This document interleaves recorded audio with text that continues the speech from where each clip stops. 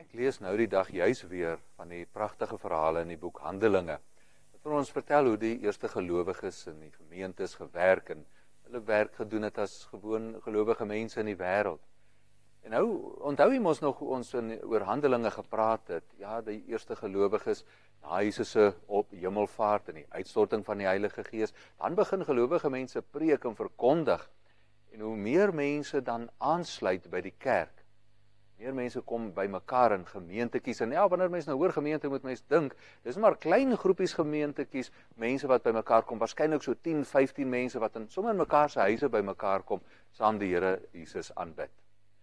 Maar, soos die verhaal in Handelinge vorder, hoor mens meer verkondiging, meer mense kom tot bekering. En uiteindelik gebeur dit dat daar so baie mense bekeer en aansluit by die gemeentes, dat dit nie meer klein groepies is nie, maar groot gemeentes. En dan moet mens ook onthou, in hierdie gemeentes het mens nou 'n verskeidenheid mense by mekaar gehad. Weet, daar was Jode wat tot bekering gekom het, Christene geword het, daar was Romeine, daar was Grieke, almal mense wat dan uiteindelik bekeer het en Christene word. Ons weet daar was ryk mense en selfs slawe wat dan nou Christene geword het. So hierdie gemeentes het uit 'n groot verskeidenheid mense bestaan. En uiteindelik in Handelinge 6 dan lees mens, jong, nou het die kerk so gegroei dat die kerk by 'n dilemma te staan kom. En met groei bedoel ons dat die kerk het nog daardie stadium 'n bepaalde manier gehad van funksioneer, die apostels preek en sorg vir die behoeftige mense in die gemeentes. Dit was klein genoeg om dit by almal uit te kom, maar nou wanneer die gemeentes te groot raak, ons sal amper wil sê die kerk word 'n instituut, 'n instelling, dan gebeur daar 'n dilemma.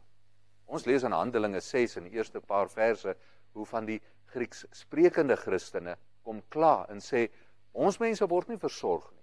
Ons weduwees, ons weeskinders, hulle word maar afgeskeep. En is juist dan wanneer die apostels besef, hier is 'n dilemma.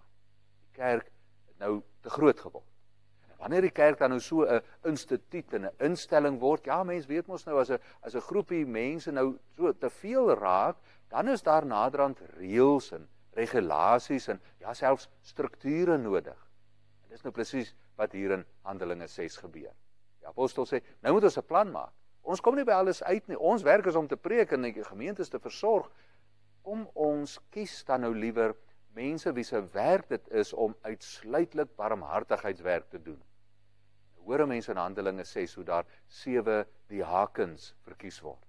Hulle werk was om barmhartigheidswerk te doen.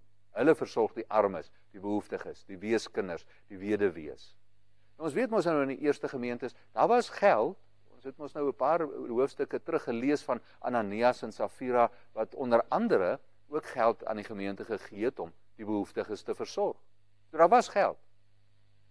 Tot op hierdie stadium het die apostels die geld uitgedeel aan almal met behoeftes. Maar nou sou hierdie diakens daardie werk oorneem.